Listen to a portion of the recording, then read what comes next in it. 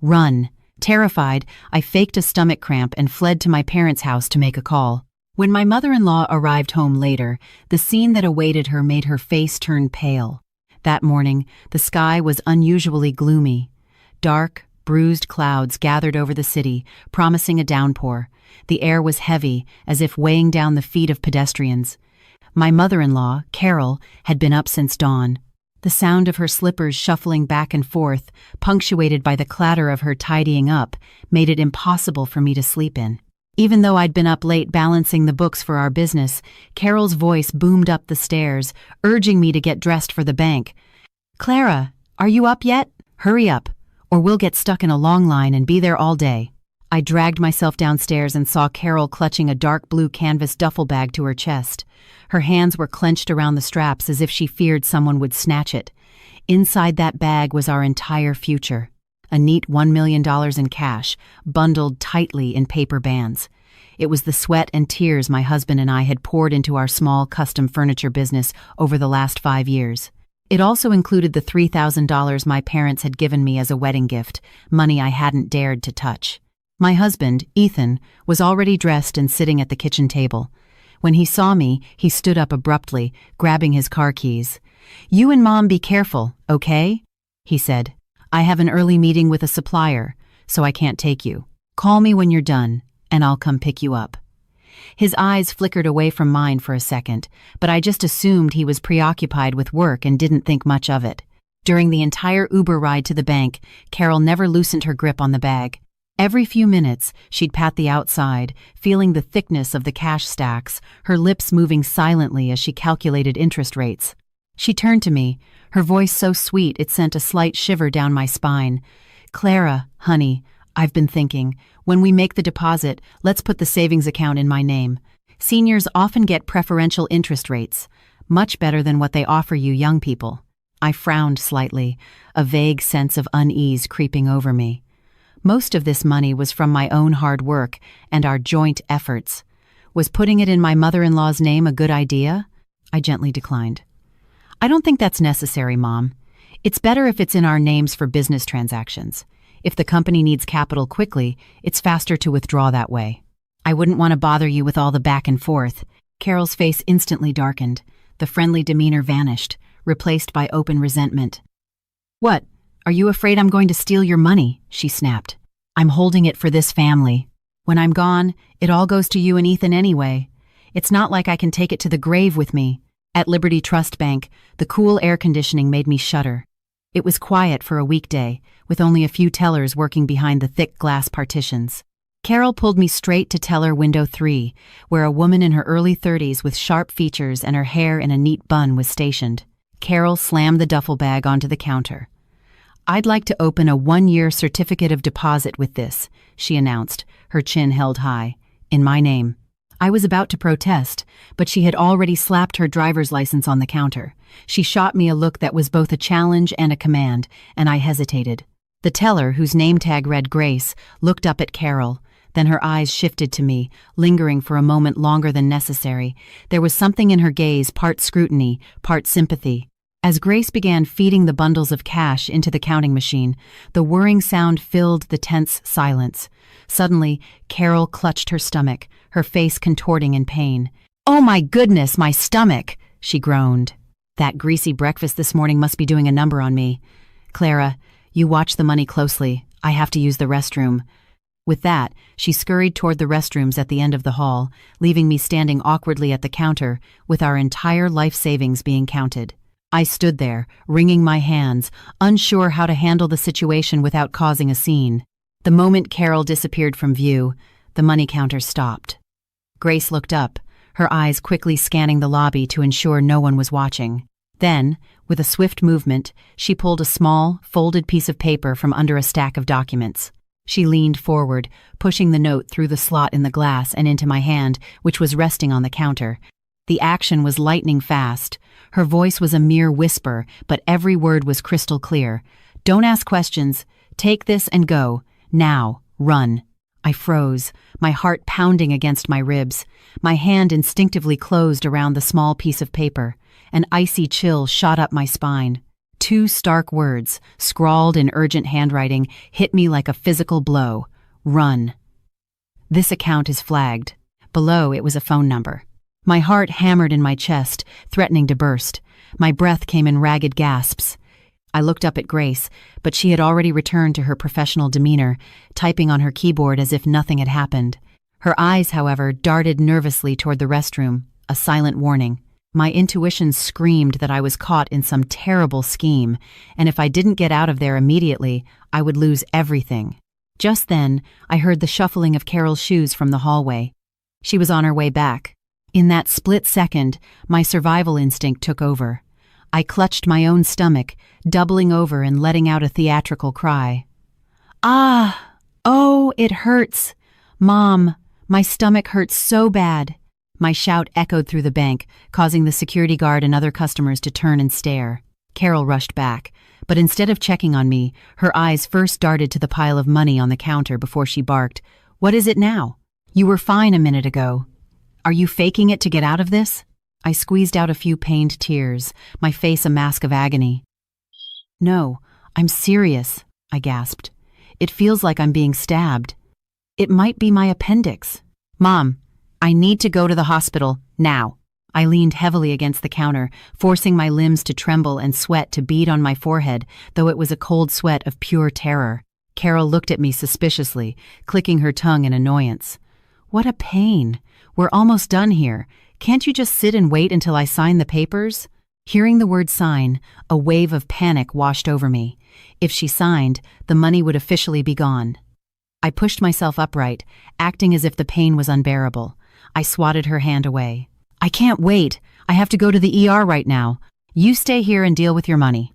With that, I grabbed my purse, containing my most important personal documents, and bolted for the door like a startled deer.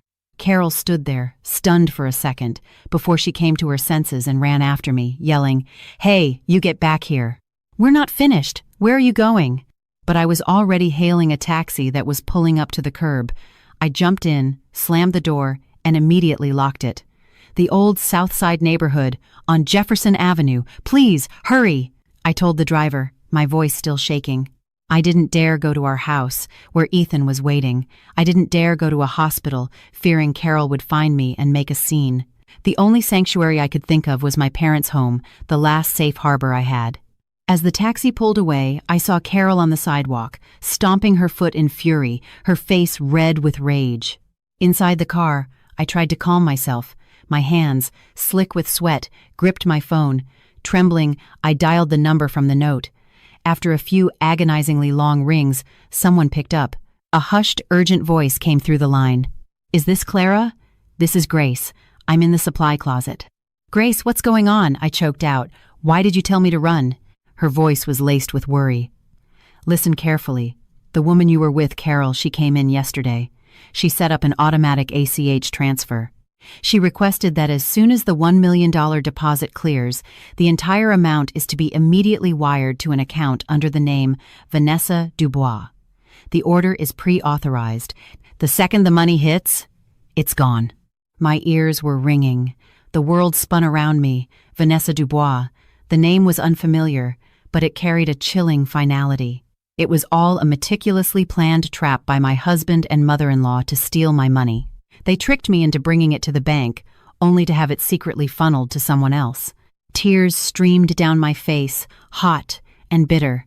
I looked out the car window at the bustling city streets, but all I felt was a profound, icy loneliness. All my trust, all my years of sacrifice, had been repaid with this cruel, devastating betrayal. I burst into my parents' house like a fugitive escaping a storm, my face ashen, my breathing shallow and erratic. My parents were in the living room, sipping coffee. Seeing me in such a state, they both shot up in alarm, their mugs clattering on the coffee table. My mother rushed to my side, her warm hand rubbing my back. "Clara, honey, what is it?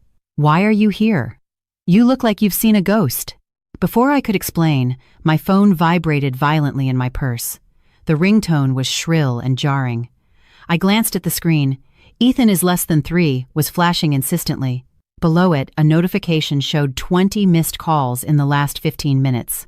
Less than half an hour later, the roar of a motorcycle engine shattered the quiet of the small street. Ethan and Carol stormed into the yard. Carol, not even bothering to take off her helmet, screeched, "Clara! Where is she? What are you hiding here for? Trying to run off with the money after that pathetic little act at the bank?" My father frowned. He stood up, his thin frame exuding the quiet authority of a retired schoolteacher. "Carol, please calm down. Whatever the issue is, come inside and we can discuss it civilly. There's no need to shout in the yard for all the neighbors to hear." Carol stomped into the house, slamming her purse on the table, her eyes darting around like a hawk searching for prey. Ethan followed, his face flushed and sweaty, but the look he gave me held no concern for my well-being, only suspicion and anger. "What is this, Clara?" he said, trying to sound calm, but his voice was strained. "You just ran out of the bank, leaving my mother there all alone. Do you have any idea how embarrassing that was? Where is the money? Give it to me so I can go finish the deposit." I shrank behind my mother, looking at the man I had shared a bed with for 5 years. Suddenly, he was a terrifying stranger. I took a deep breath, trying to steady my voice, and decided to test Grace's warning. "The money is already deposited," I said, my voice weak but clear. I signed the deposit slip right before my stomach started hurting. The confirmation text came to my phone, so I came here to get my insurance card. "Didn't you check your phone, Mom? I had it transferred directly to your account." For a split second, the room fell silent. Then, a dramatic shift occurred on their faces. Carol's angry scowl melted away, replaced by an unmistakable flash of greedy triumph. She scrambled to find her phone.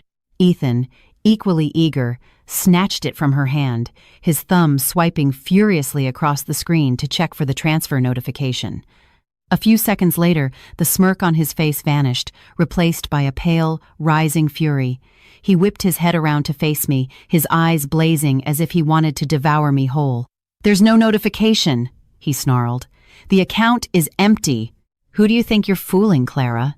In that moment, watching their expressions shift from aggression to greed and then to bitter disappointment, the last remnants of trust I had for them shattered into a million pieces. I finally understood that in their eyes, I wasn't a wife or a daughter-in-law. I was just a fat prize they were trying to tear apart. The air in my parents' living room was thick with tension. The silence after Ethan's accusation was suffocating.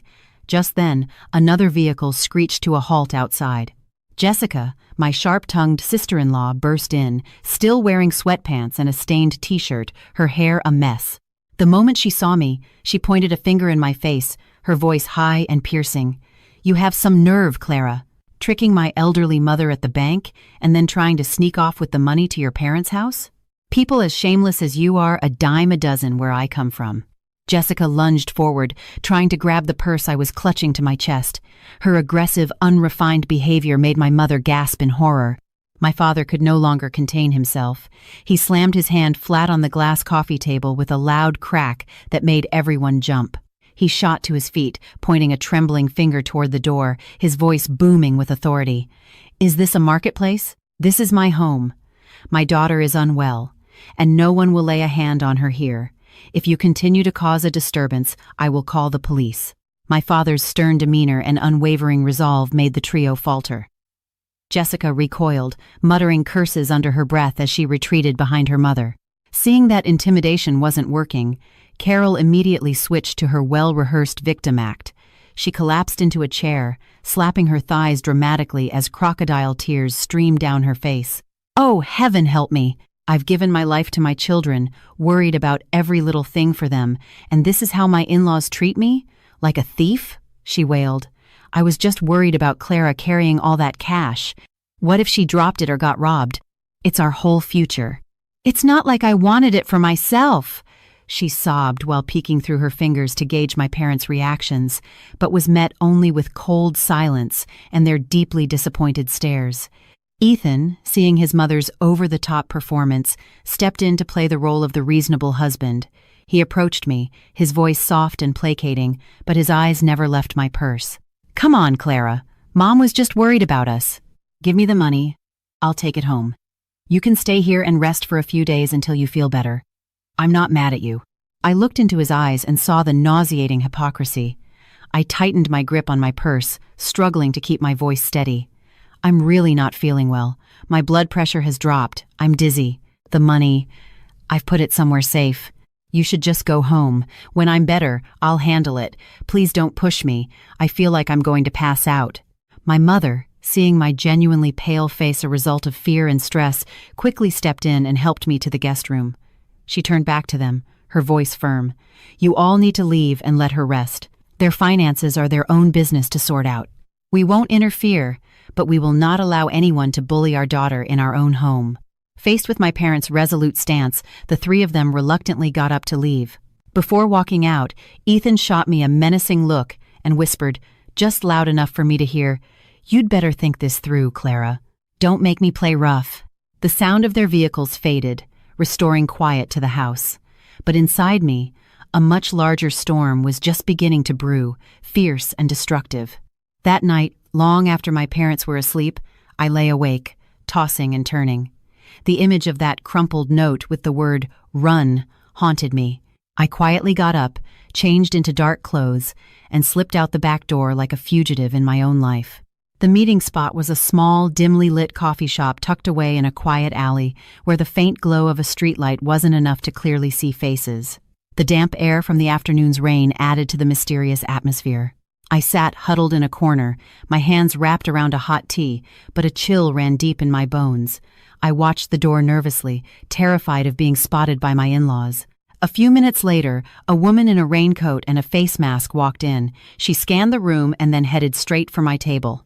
When she pulled down her mask, I recognized her instantly. Grace, the bank teller. And then another memory surfaced. She was my old high school classmate, the girl who sat in front of me in calculus and was always borrowing my eraser. Grace took my hand. Hers was just as cold as mine. "Clara, I'm so glad you called," she said, her voice a mix of urgency and concern. "I've been worried sick all day. Do you have any idea you're living with a pack of wolves?" Grace pulled out her phone and showed me a screenshot from her work computer. Sensitive bank information was redacted, but the core content was clear. It was a pre-authorized withdrawal request. The beneficiary was a name completely foreign to me, Vanessa Dubois. 3 days ago, Grace explained, pointing to the name, Carol came to my window with a young, pregnant woman. They were very familiar with each other. Carol kept rubbing the woman's belly, cooing about her grandson.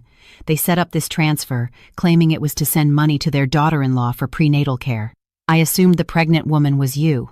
It wasn't until this morning, when I saw her with you and witnessed her aggressive behavior, that I got suspicious and checked the file again.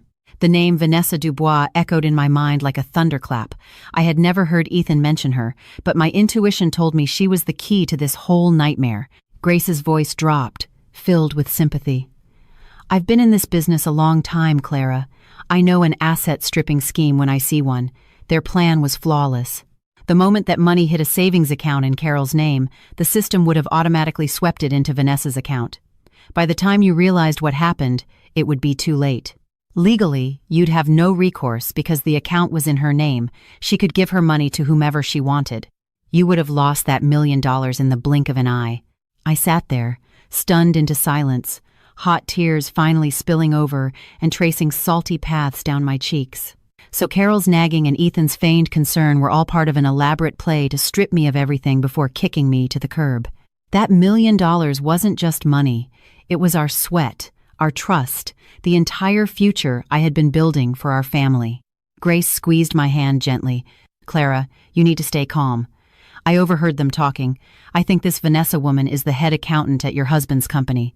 You should check your other assets, like your house. I'm afraid this savings account isn't the only thing they're after."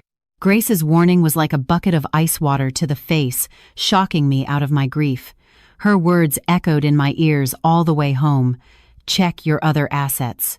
The next morning, as the sun began to rise, I called my cousin, Mark, a paralegal at a large real estate law firm downtown. He sounded groggy, but when he heard the seriousness in my voice, he promised to look into our property records immediately. The minutes ticked by like hours as I waited. I sat curled up in my old bedroom, staring at my phone, praying my suspicions were wrong, praying Ethan had some shred of decency left. But my hopes were shattered when the phone finally rang. Mark's voice was heavy with bad news. "Clara, I checked the county records. It's not good." The condo you and Ethan own, and that 10-acre lot you bought upstate last year. They were both transferred into your mother-in-law's name, Carol Miller, 3 months ago. The phone slipped from my hand onto the bed. My limbs felt like lead. My head spun. Transferred? How could they be transferred without my signature? They were marital assets.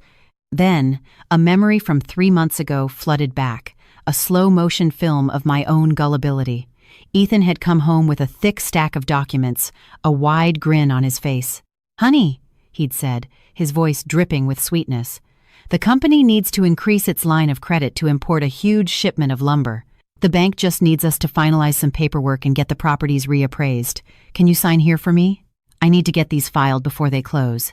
At the time, trusting him completely and seeing how stressed he was, I had signed my name on every line he'd marked with a pencil without reading a single page.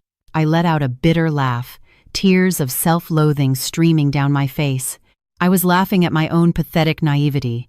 Buried in that mountain of paperwork had been a quitclaim deed. I had voluntarily signed away my rights to our shared property, allowing Ethan to transfer everything to his mother. They had been planning this for a long time, fattening me up like a pig for slaughter. I had been masterfully deceived by the man I loved most, stripped of my home and land without ever knowing it. I looked around the room I grew up in, thankful I at least had this place to come back to, but the pain of betrayal, of having my life's work stolen, was a physical ache in my chest. I remembered Carol's triumphant look yesterday, the way she caressed the duffel bag. Of course, she already held all the cards. She knew the only thing I had left was that $1 million in cash, and she was determined to swallow that too. I wiped my tears, my gaze hardening. I couldn't just sit here and cry. I had lost my home, my land, but I would not lose my last shred of dignity. This war was just beginning. After a sleepless night, I decided I couldn't hide at my parents' house forever. That would be admitting defeat and handing them my assets on a silver platter. I needed to return to the lion's den, play the part of the naive wife to buy time and gather more evidence. The next morning, I put on a little makeup to hide my swollen eyes, took a deep, fortifying breath, and took a taxi back to the house. As I walked in, the rich aroma of chicken noodle soup filled the air, a bizarrely domestic scene I hadn't witnessed in the 5 years I'd lived there. Ethan was at the stove, wearing an apron, stirring a large pot. When he saw me, he immediately turned off the burner and rushed over, his face a mask of excessive concern. He took my bag, his voice sickeningly sweet. "You're back! I was so worried, Clara. I kept calling, but you didn't answer. I wanted to come get you, but I was afraid your parents were still upset." He guided me to a chair. "Are you still feeling weak? I made you some chicken soup with herbs. It's good for you."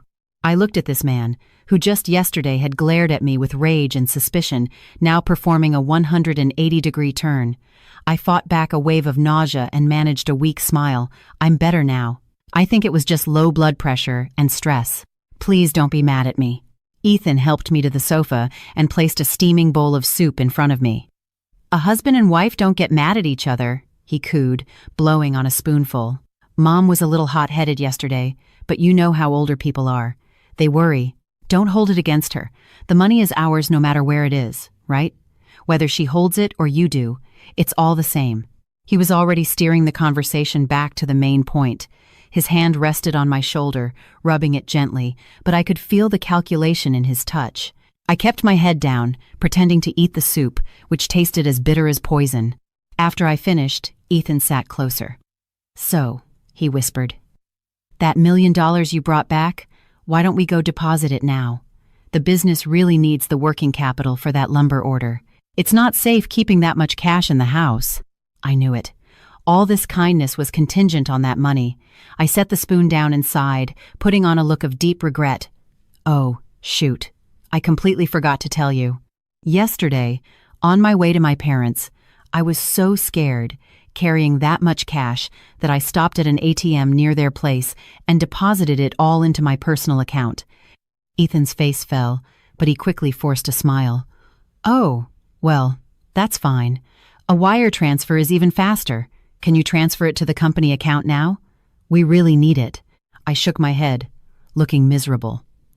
That's the problem. I was in such a panic that I entered the wrong PIN 3 times and my card got locked. The bank said it will take 3 to 5 business days to unlock it, and I left my driver's license at my parents' house. Ethan shot up from the couch, unable to hide his frustration. "Clara, how could you be so careless? You got your card locked over a simple deposit? Now where are we supposed to get the capital?" Watching his true colors bleed through the cracks in his concerned husband facade, I had to suppress a smirk. This cat-and-mouse game was just getting started. To quell his rising anger, I played the meek wife again, promising to go back to my parents' house to get my ID as soon as possible. Ethan stomped upstairs. A few minutes later, he came down dressed to go out, claiming he had to meet a supplier to ask for a credit extension. He told me to stay home and rest. As his car pulled out of the driveway, I felt no relief. My suspicion about the secrets he was hiding only grew stronger. That night, Ethan came home late, reeking of alcohol. He tossed his keys on the counter and stumbled into the bathroom, muttering curses about difficult clients. As the sound of the shower started, I tiptoed over and grabbed his car keys, my heart pounding like a thief's. I slipped out to the garage and quietly opened the car door. The overpowering scent of men's cologne and stale cigarette smoke hit me. This was my husband's car, yet it felt so alien. I started searching, checking every compartment, hoping to find a clue about this Vanessa. The glove box was empty, except for old gas receipts and crumpled cigarette packs. I was about to give up when my eyes landed on the center console armrest. It looked slightly raised, not flush as it usually was. I pried it open and found a small compartment beneath the lining. Tucked inside was a small black burner phone, the kind with a long battery life, strong signal, and most importantly, nearly impossible to trace. The kind of phone a man uses to talk to his mistress. My hands trembled as I picked it up. The screen lit up with a notification for an unread message. I opened the inbox. The words on the screen were like needles stabbing into my heart.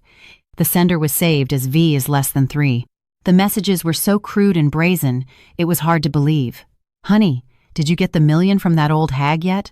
The baby's kicking like crazy. I need the down payment for that new SUV this week so I can get to my appointments." Another message, sent that afternoon. "Remember to play your part. Don't let her get suspicious. As soon as we have the money, we file for divorce and get her out of the house for good. I'm sick of sneaking around." Tears blurred the venomous words on the screen. I bit my lip to keep from sobbing out loud. So, it wasn't just an affair. Ethan was raising another child, the grandson his family so desperately wanted. I took out my own phone and shakily photographed every single message, then carefully placed the burner phone back where I found it, smoothing the lining over it. I sat in the car for a long time, breathing in the smell of deceit, steeling myself for what I had to do next. When I went back to the bedroom, Ethan was snoring loudly, dead to the world. I lay down on the far edge of the bed, a wave of disgust washing over me every time I looked at his sleeping face. The next morning, I pretended to go grocery shopping, but instead went to a library to use a computer and search for Vanessa Dubois. The only clues I had were that she was the accountant at Ethan's company and was close with my sister-in-law Jessica. I went to Jessica's Facebook page and scrolled back through months of posts. And there it was. In a photo from a fancy restaurant 3 months ago, Jessica had tagged a young woman with a round face and flawless skin named Vanessa Dubois. I clicked on her profile. It was a gallery of a lavish lifestyle, designer handbags, expensive vacations, and, most notably, photos documenting a growing baby bump. What made me freeze was seeing Carol and Jessica in so many of the pictures. In one photo of a cozy family dinner, Carol was serving Vanessa food, her face split in a wide grin. She looked at Vanessa with a loving adoration she had never once shown me. In the comments, Jessica had written, "My future sister-in-law is the most beautiful. Can't wait for my little nephew to arrive." Vanessa had replied, "Thanks, Auntie Jess. You and Mom Miller are spoiling me so much." I read their exchanges, feeling like an invisible ghost, completely erased from their picture of a happy family. They had already accepted her as the real daughter-in-law, all because she was carrying Ethan's child, something I couldn't give them after 5 years of marriage. They welcomed her, showered her with gifts, all paid for with the money Ethan and I had earned together. While I was working myself to the bone, they were enjoying life with her. I remembered all the times Carol had complained of backaches to get out of cooking, forcing me to come home from a long day at work and slave away in the kitchen. It turned out she was busy taking care of her precious new daughter-in-law. I bitterly realized that to them, I was nothing more than a cash machine, a tool to be used and discarded. Carol's cruelty wasn't just about money, it was about how she stomped on my dignity, conspiring with her son's mistress to ruin me, all for the sake of a grandson. I closed the laptop, my heart cold as ash. All my hopes for family and affection were dead. Knowing who my enemies were and the depths of their depravity, I understood that only irrefutable proof would allow me to turn the tables. I went online and ordered a tiny, professional-grade listening device with a long battery life and Wi-Fi connectivity. It arrived that afternoon. When the house was empty, I tested it and looked for the perfect hiding spot. The living room was where Carol and Jessica spent hours gossiping. I chose a spot under the coffee table, hidden from view, and secured it with double-sided tape. That afternoon, I said I was meeting an old friend, but instead went to a quiet cafe down the street, put in my earbuds, and activated the listening app on my phone. My heart pounded in anticipation. Around 4 p.m., I heard the front door open, followed by the cheerful chatter of Carol and Jessica. They sounded happy, like they'd been shopping. Carol plopped down on the sofa with a sigh. God, my feet are killing me. But it was worth it to get all those cute things for the baby, wasn't it? Jessica giggled. Mom, you're spoiling Vanessa rotten.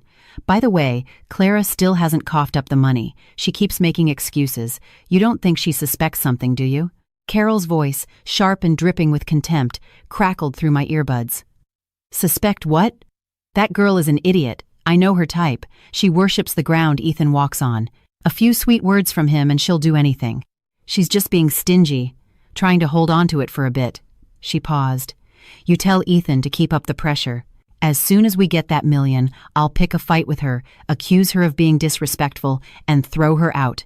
Then Ethan files for divorce, and it's a clean break. The assets are all in my name. She can sue all she wants. She'll leave with nothing. Serves her right for being barren. Jessica chimed in gleefully. That's right, Mom. Get rid of her. I can't stand the sight of her gloomy face. Once Vanessa moves in, this house will finally feel alive. And with a grandson on the way, our family will be truly blessed. Every word was a knife twisting in my heart.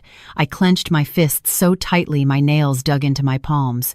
But the pain kept me focused. I was done being a victim. My patients had only given them more opportunities to hurt me. I swore to myself they would pay for every single cruel word they said today. In the days that followed, our home transformed into a stage where everyone played their despicable roles.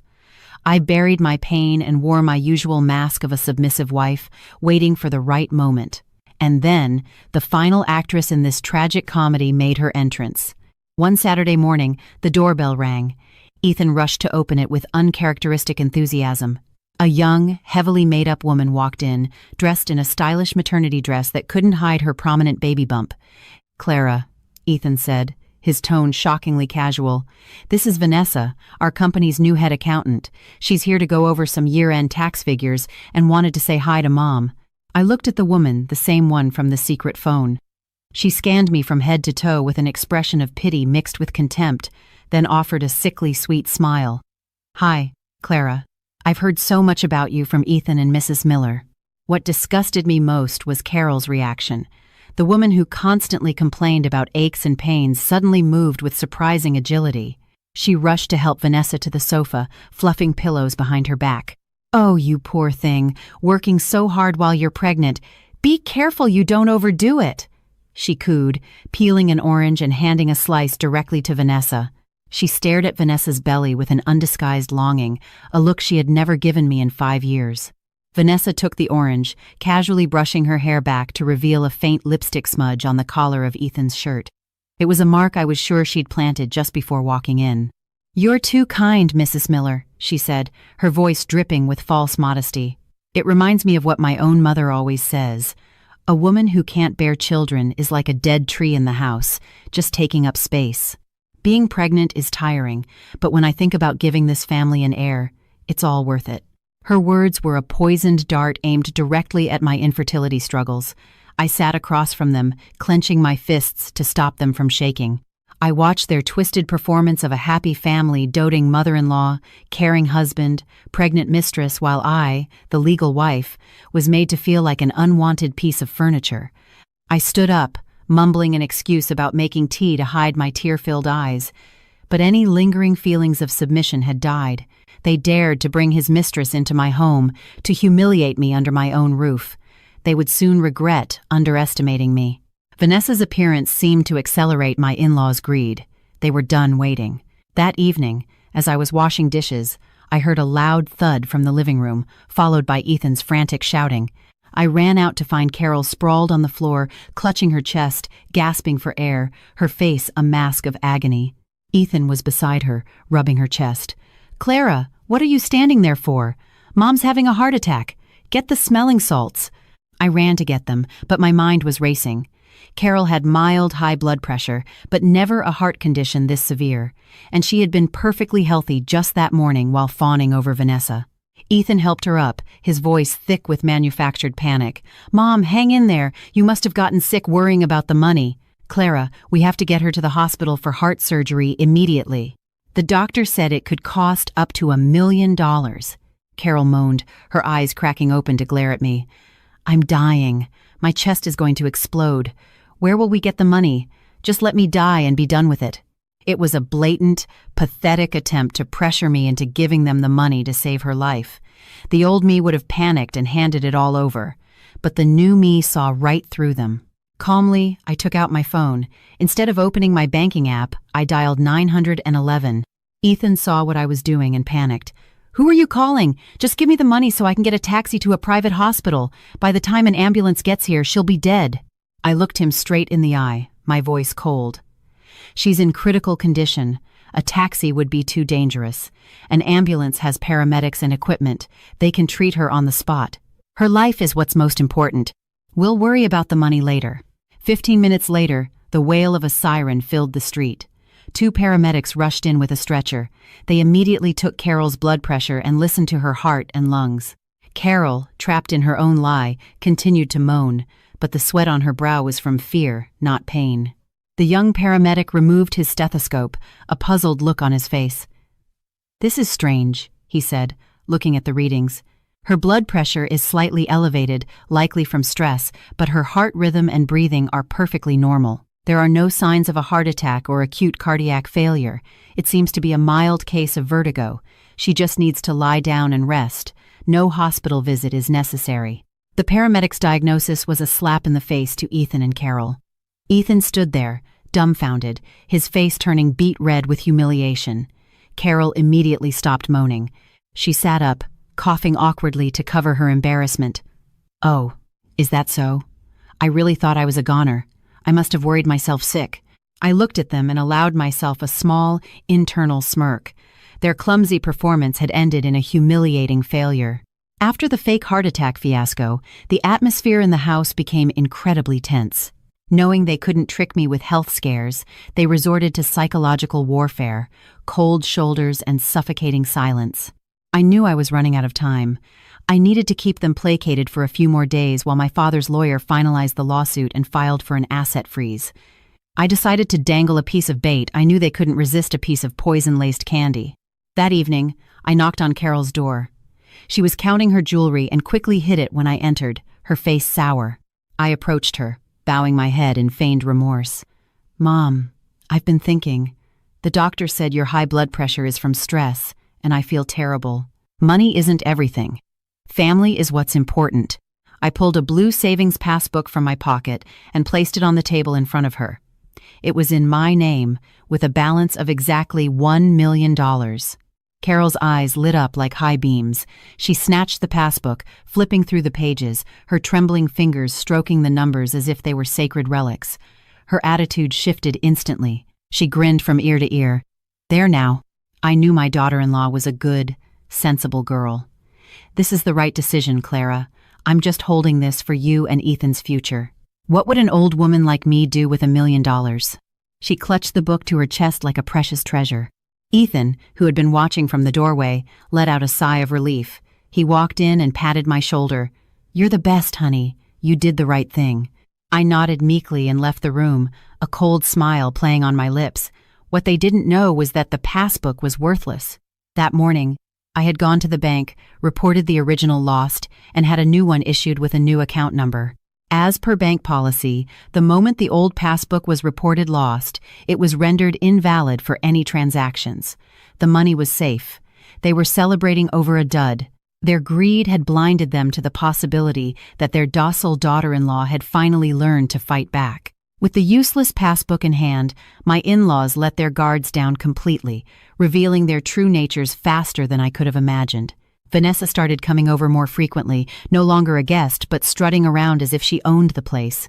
One afternoon, Carol was out, and Ethan was at work, leaving just Vanessa and me at home. I was in the kitchen preparing dinner when she strolled in, sipping a glass of orange juice. She leaned against the refrigerator, eyeing me with open provocation. "You're a pretty good cook, Clara," she purred.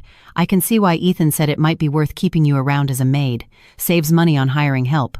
I stopped chopping vegetables and looked at her, my face a blank mask. "What did you say?" She let out a derisive laugh. "Oh, don't play dumb. Did you really think handing over that passbook would save you? Do you know how many times Ethan and I have been in that bed you sleep in? You should do yourself a favor and get out now, before you're thrown out like trash." Her audacity was breathtaking. She had stolen my husband and my money, and now she wanted to trample on my dignity. But instead of slapping her as my instincts screamed, I remembered my lawyer's advice. I surreptitiously reached into my apron pocket and pressed the record button on the small device I now carried everywhere. I took a deep breath, feigning fear. How can you admit that? Aren't you afraid of karma? You and my husband are having an affair and trying to steal my assets, aren't you? Seeing me tremble, she grew bolder, thinking I was completely broken. She leaned in close, her voice a venomous whisper. "That's right, you fool. Karma? In this world, money is power. The house, the land, it's all in his mother's name now. That million is in her hands, too. You have nothing. You were just the golden goose. We have the eggs. Now it's time to cook the goose. After I give birth to this family's heir, you'll see what hell really looks like." Every self-incriminating word was captured perfectly by the device in my pocket. I lowered my head to hide the fire in my eyes, but a sense of victory surged through me. Her arrogance would be her downfall. I said nothing more, just turned back to my chopping board, the knife coming down with a new, resolute force.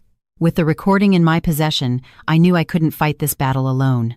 The next morning, I used the excuse of needing my ID to unlock my bank card and went to my parents' house. The moment I saw them watering plants in the front yard, the dam of pent-up grief broke. I ran into my mother's arms and sobbed like a child. After I calmed down, I placed the recorder on the table and pressed play. In the quiet of their modest home, Vanessa's cruel taunts and Carol's wicked scheming filled the air. My father, a man who had been a teacher his entire life, listened, his face turning a deep shade of red. His hands clenched into fists, veins popping on his temples. When the recording ended, he slammed his hand on the table. "Those animals," he roared, his voice shaking with fury. "What do they think my daughter is? Something to be used up and thrown away?" My mother wept, her heart breaking for the daughter she had raised so carefully.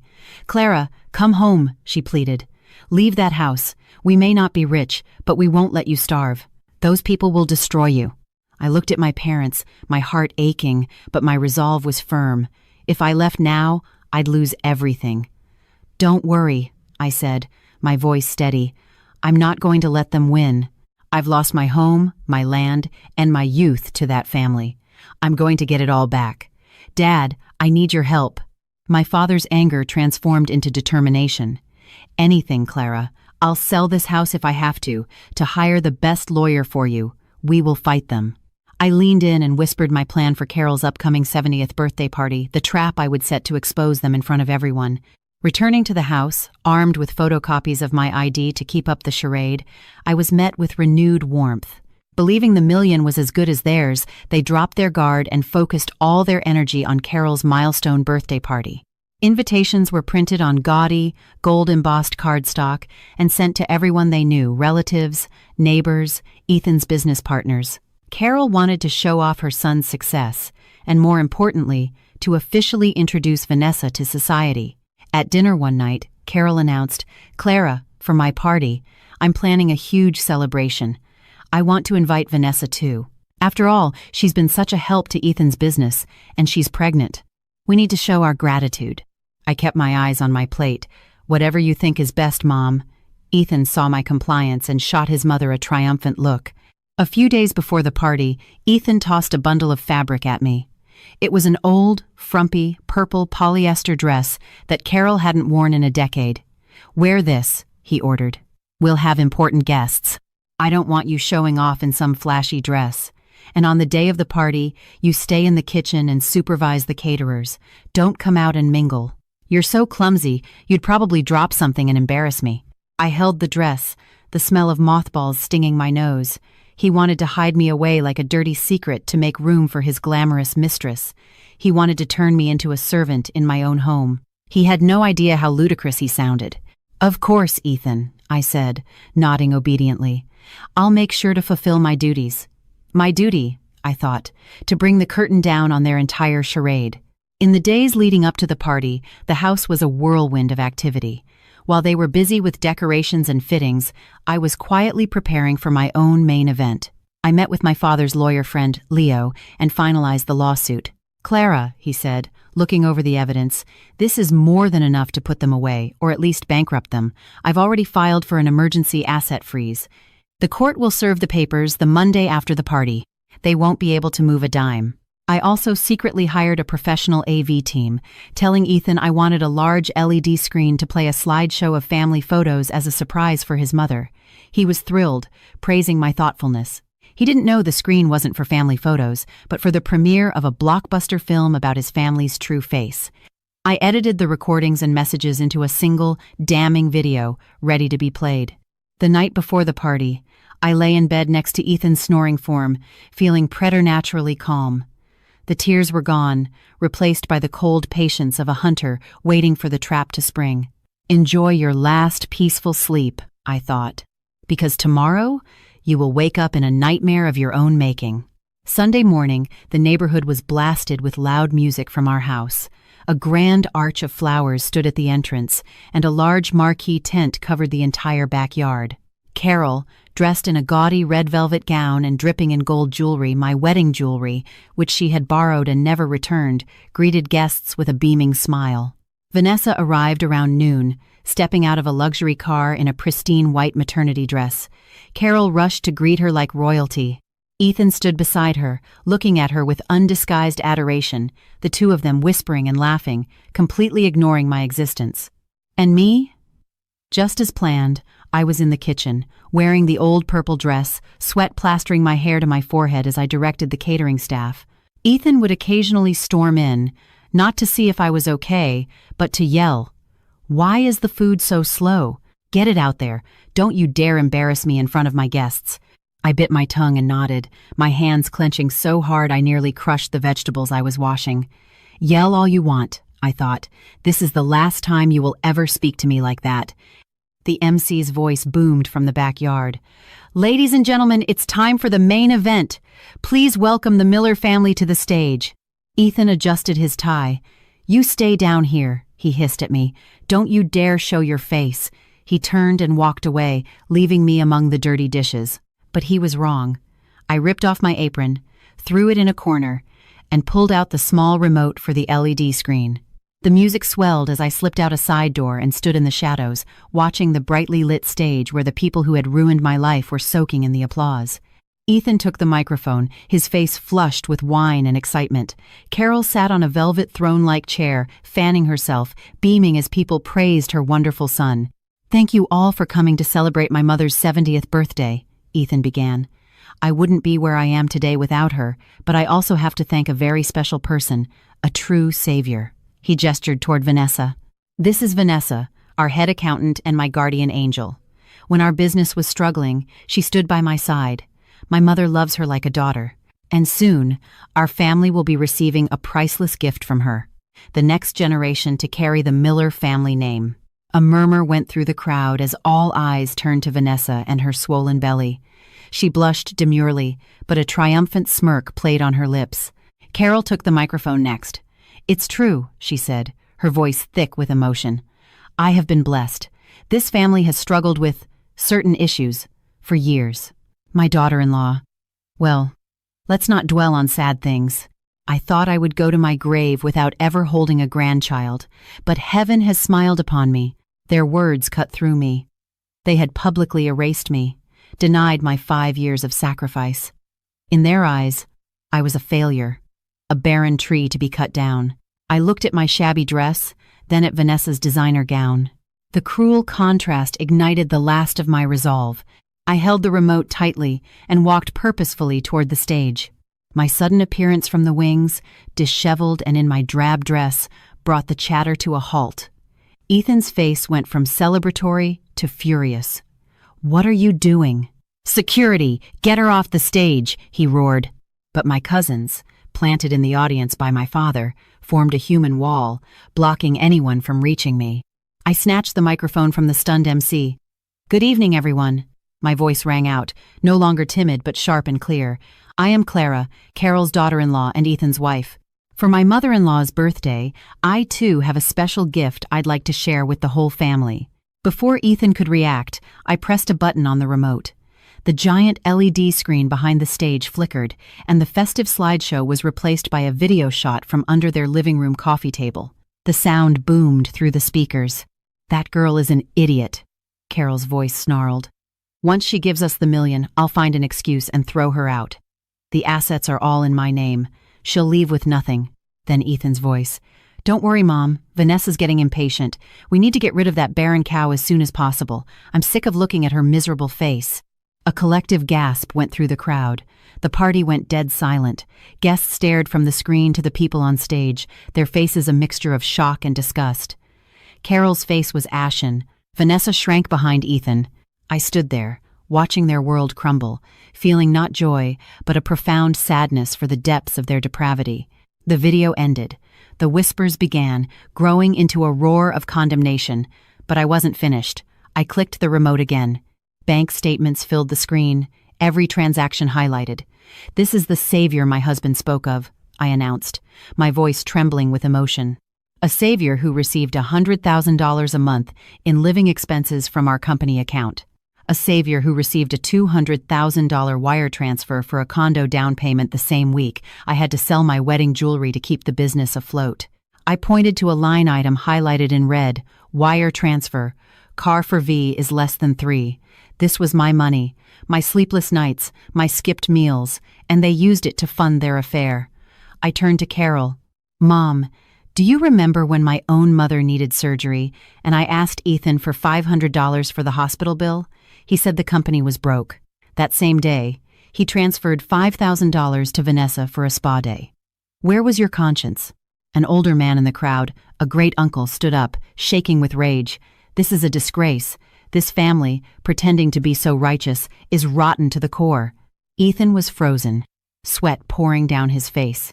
Vanessa looked like she was about to faint. I clicked the remote one last time. A DNA test result appeared on the screen. I had hired a private investigator who had managed to get samples. The conclusion was undeniable. Probability of paternity, 99.99%. Next to it flashed the screenshots of the texts from the burner phone. "Don't worry, baby," I read aloud.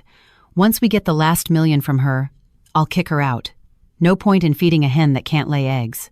The phrase "hen that can't lay eggs" struck Carol like a physical blow. She, who prided herself on being a devout woman, was exposed as a hypocrite. "You call me barren," I cried, tears now streaming freely. "But did you ever ask why?" I had 2 miscarriages from overwork and stress, trying to build this company, this family, and your response was for my husband to find a new womb and then humiliate me with it. The shock was too much for Carol. She clutched her chest, her eyes rolled back, and she collapsed. This time, it wasn't an act. It was a massive stroke. The party devolved into chaos. Guests started leaving in droves, some kicking over tables in disgust. I stood on the ruined stage, watching them drown in the filth they had created, and for the first time in years, I felt a sense of release, as if a great weight had been lifted from my soul. Amid the chaos, I revealed my final, most devastating blow. I switched the slide on the LED screen one last time. 2 property deeds appeared, magnified for all to see. "Ladies and gentlemen," I said, my voice cutting through the noise, "this is our family home and a vacation property I bought with my own savings. 3 months ago, Ethan tricked me into signing what I thought were business loan documents. In reality, It was a quitclaim deed, transferring ownership of everything to his mother. I pointed to the name on the screen. Owner: Carol Miller. Their plan was to leave me homeless and penniless, but they forgot one thing. I played the final audio clip, Vanessa's smug voice echoing through the tent. The assets are all in his mother's name now. That million is in her hands too. You have nothing. You were just the golden goose. We have the eggs. Now it's time to cook the goose. The sheer audacity of it sent the remaining crowd into a fury. A plate flew from the audience and shattered at Ethan's feet. Beer cans and food followed. Thieves! Scum! People shouted. Vanessa screamed in terror. Ethan tried to shield her. Carol lay on the floor, babbling incoherently. Just then, the wail of police sirens grew louder.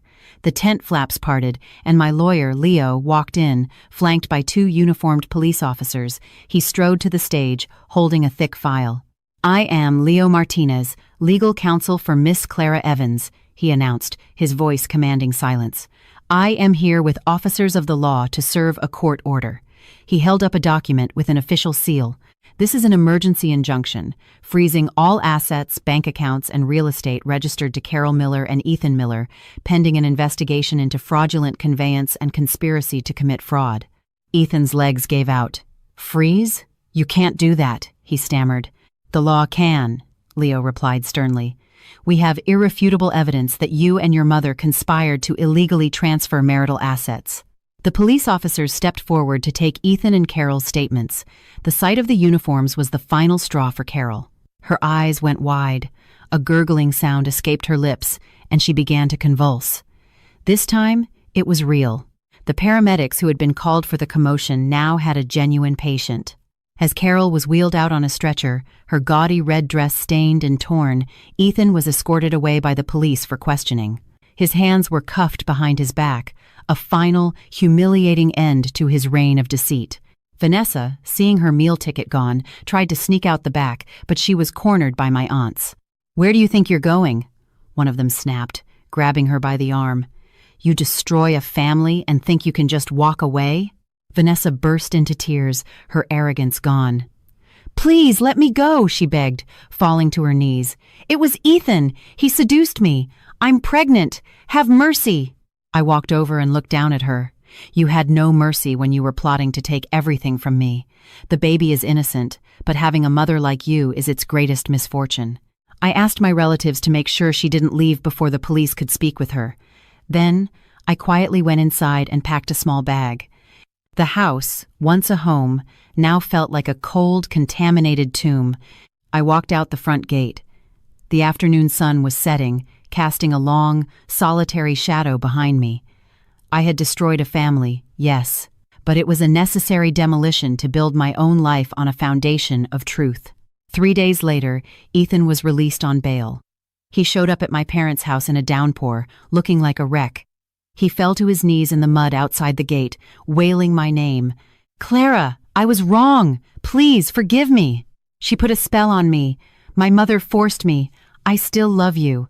I walked out with an umbrella and stood before him. The love I once felt was gone, replaced by a cold disgust. "Get up, Ethan. Don't dirty my parents' driveway," I said. "You were forced? Who tricked me into signing away our house? Who called me a hen that can't lay eggs? Who wired my money to his mistress?" "I know I'm scum," he sobbed, rain and tears mixing on his hollowed-out face. "But my mom is paralyzed. The company is bankrupt. I've lost everything. For the sake of our years together, drop the lawsuit. I'll treat you like a queen, I swear." He still didn't get it. He wasn't sorry for hurting me. He was sorry he got caught. "Our years together ended the day you brought her into our lives," I said, my voice like ice. "The divorce papers are filed. Our assets will be divided by the court. We are strangers now. Never come here again." I turned and walked back inside, leaving him kneeling in the rain. My father, unable to restrain himself any longer, grabbed a broom and ran out, swatting at him. "Get out! Get out of here, you ungrateful parasite!" Ethan scrambled away like a beaten dog. The sound of the rain on the roof felt like applause. The rumors of what happened next trickled back to me through old neighbors. Ethan had hoped Vanessa, pregnant with his precious heir, would stand by him. He was wrong. He went to the hospital, where Carol was recovering, and begged Vanessa for money to pay the medical bills. "Money?" she had shrieked in the middle of the ward. "Are you insane? My money is for my baby, not to support your broke family. That money was payment for my youth, for being your surrogate. Now that you're worthless, you expect me to go down with you? No way. If there's no money, I'm not having this baby." Carol, lying paralyzed in her bed, heard every word, silent tears of regret streaming down her face. When Ethan tried to grab Vanessa, she clawed at his face, and the two had to be separated by security. Their great love affair, stripped of its financial foundation, was nothing but ugly, transactional greed. The day we went to court, it was a gray, miserable day. I walked in, confident and composed, with Leo by my side. Ethan sat hunched and defeated. The judge was swift. The fraudulent property transfer was nullified. Due to Ethan's egregious marital fault, I was awarded 70% of our total assets. Ethan was left with the worthless, debt-saddled lot upstate and a mountain of legal fees. Holding the divorce decree, I stepped out of the courthouse into the fresh, rain-washed air of freedom. The sun was breaking through the clouds. My past was over. A year has passed. My life has found a quiet rhythm. The news about my old family is a tragic epilogue. Ethan's company went bankrupt. He now drives for Uber to make ends meet. After giving birth to a son, Vanessa, seeing no future with a broke loser, abandoned the baby with the Millers and ran off with a new, wealthy man. The precious grandson Carol had sacrificed everything for became the final, ironic burden. Paralyzed and incontinent, she now lives with Ethan in a cramped, squalid apartment, forced to listen to the cries of a baby she can't care for and the drunken curses of the son she ruined. It is a hell of their own making. With the money I rightfully reclaimed, I opened a small flower shop I named Serenity Blooms. Life is simple now, filled with the scent of roses and the quiet joy of creating beauty. My days are peaceful. Today, the sun is bright. As I arranged a bucket of daisies outside my shop, I saw him across the street, Ethan. Dressed in a faded rideshare t-shirt, he looked haggard and broken. He stood behind a tree, just watching me. He took a half step forward, then stopped, a wall of shame holding him back. I met his gaze, feeling not hatred or triumph, but a strange, calm detachment. He was a stranger from a past life. I had forgiven them, not because they deserved it, but because I deserved peace. Ethan turned and shuffled away, disappearing into the lunchtime crowd. I turned back to my flowers, took a deep breath of the fragrant air, and smiled as the bell